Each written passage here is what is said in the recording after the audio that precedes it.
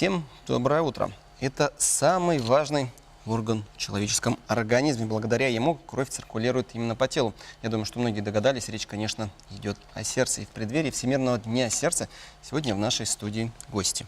Рада представить вам Елену Колбанову, доктора медицинских наук, профессора, заведующую кафедрой внутренних болезней Медицинского института СВФУ, и Алену Михайловну Никитину, главного врача Республиканского центра медицинской профилактики. Доброе утро, Доброе утро. уважаемые гости. 29 сентября, насколько нам известно, пройдет Всемирный день сердца. Вот расскажите, что это за день и какие проблемы, наверное, все-таки он призван решать? Доброе утро. 29 сентября мы отмечаем Всемирный день сердца. Этот день был создан при поддержке Всемирной Федерации сердца в 1999 году и ежегодно отмечается очень во многих странах мира. В этот день мы хотим призвать население нашей республики обратить внимание на свое сердце. Возможно, я скажу прописные истины, но они действительно практически в 80% помогают. То есть для того, чтобы сохранить свое сердце здоровым, нужно соблюдать основные принципы. Это отказ от вредных привычек, таких как табакокурение, употребление алкоголя. Обязательным здесь это рациональное питание, в том числе снижение потребления соли. Естественно, это увеличение и вообще физическая нагрузка обязательно должна присутствовать. И еще нам хотелось бы говорить о том, чтобы каждый человек должен знать свое артериальное давление. Он должен его контролировать и, естественно, при каких-то признаках он должен обратиться за помощью. А вот хронический недосып можно отнести, к так называемым, скажем так, вредным привычкам? Насколько это серьезно вообще, хроническое недосыпание? В реалиях современного мира многие трудятся, да, конечно, утром рано опять на работу. Конечно, недосып это как бы накапливается, и я думаю, что постепенно переходит в стрессовое состояние. А естественно, стресс, выделение гормонов негативных, оно, естественно, влияет и на работу сердца в том числе.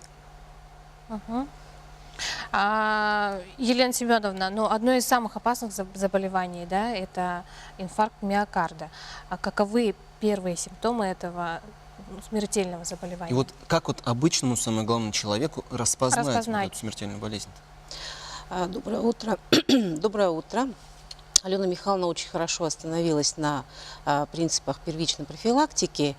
Я остановлюсь именно на вторичной профилактике, то есть для пациентов, которые уже имеют ишемическую болезнь сердца, артериальную гипертонию, то есть гипертоническую болезнь. И для того, чтобы предотвратить инфаркт миокарда, это самое такое грозное осложнение сердечно-сосудистых заболеваний, очень высокая смертность при этом заболевании, что должен предпринять? Те же принципы по первичной профилактике, но кроме этого прием препаратов.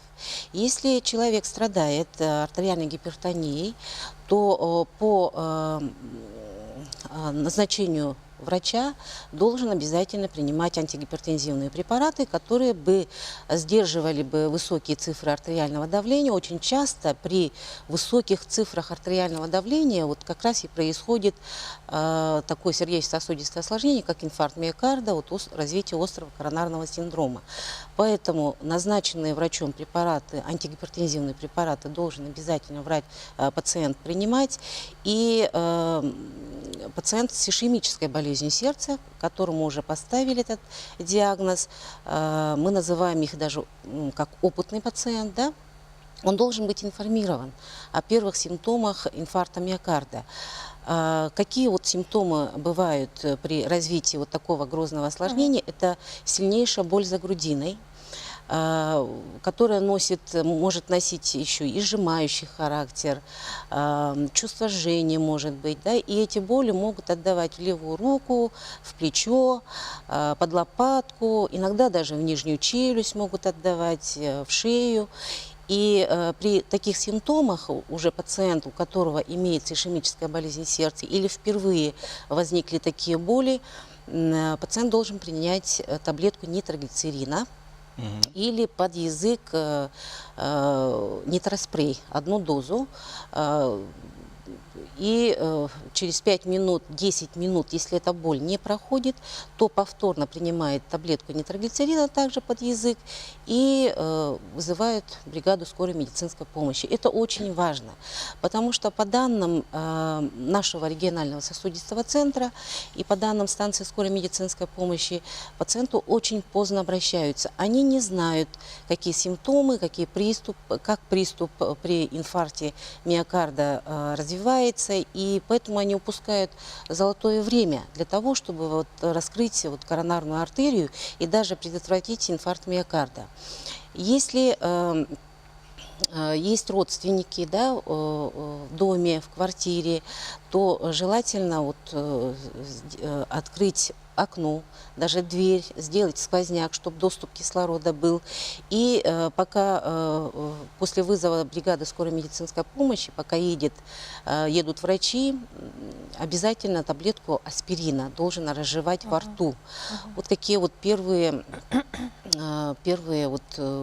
мероприятия, Ну, скажем. действительно, это все важно, то, о чем вы говорите. И вот правильно, как говорит Алена Михайловна, это вот все, о чем вы говорите, это вроде бы все знают, но почему-то либо пренебрегают этому. Но вот 29 числа нам еще известно пройдет акция. Вот что это за акция, как она будет проходить?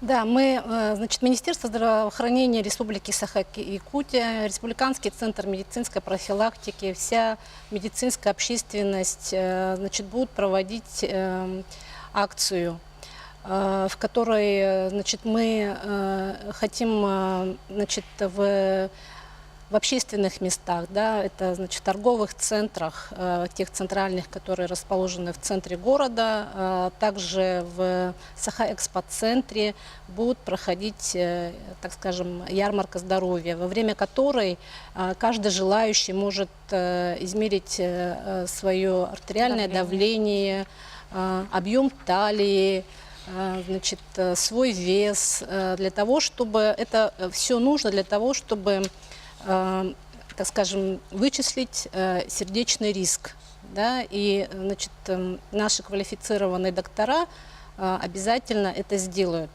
В Саха-Экспо-центре будут вести консультационный прием ведущие кардиологи нашей республики.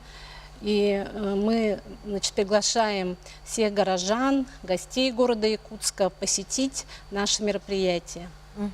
И, по, так скажем, итогам этого мероприятия мы, скажем, какое же среднее давление в городе Якутске.